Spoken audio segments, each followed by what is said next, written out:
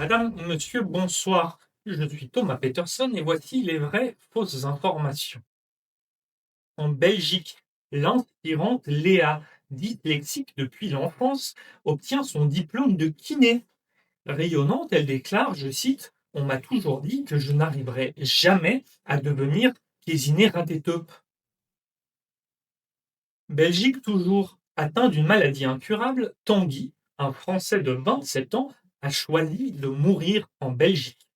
Une cagnotte a été lancée pour qu'il puisse faire ce dernier voyage jusqu'à Bruxelles et déambuler dans les rues de Molenbeek. Sport. Alex Lanier a été éliminé des mondiaux de badminton à Paris. Une sortie décevante pour ce sportif français dont le rêve était de devenir champion du monde à Paris. Même si les experts s'accordent à dire qu'il s'agissait d'un rêve complètement fou, Alex Lanier n'étant même pas vietnamien. Finlande, le porte-parole de l'armée annonce la fin de l'utilisation des croix gammées, déclarant, je cite, il serait peut-être sage de vivre avec son temps. Il annonce également la fin des marches au pas de loi et la levée du siège de Leningrad. Échec. Après une finale haletante, Yosha Iglesias devient la première championne de France d'échecs transgenre. Le tournant décisif a eu lieu au septième coup, lorsque le roi de Yosha Iglesias s'est soudainement identifié comme une deuxième dame.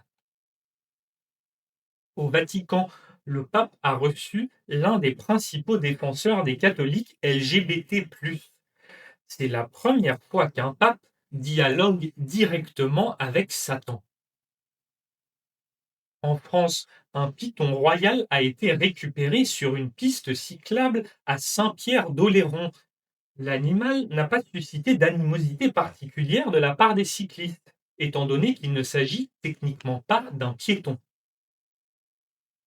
En Inde, un homme brûle vive sa femme, qu'il raillait régulièrement car, je cite, elle avait la peau foncée.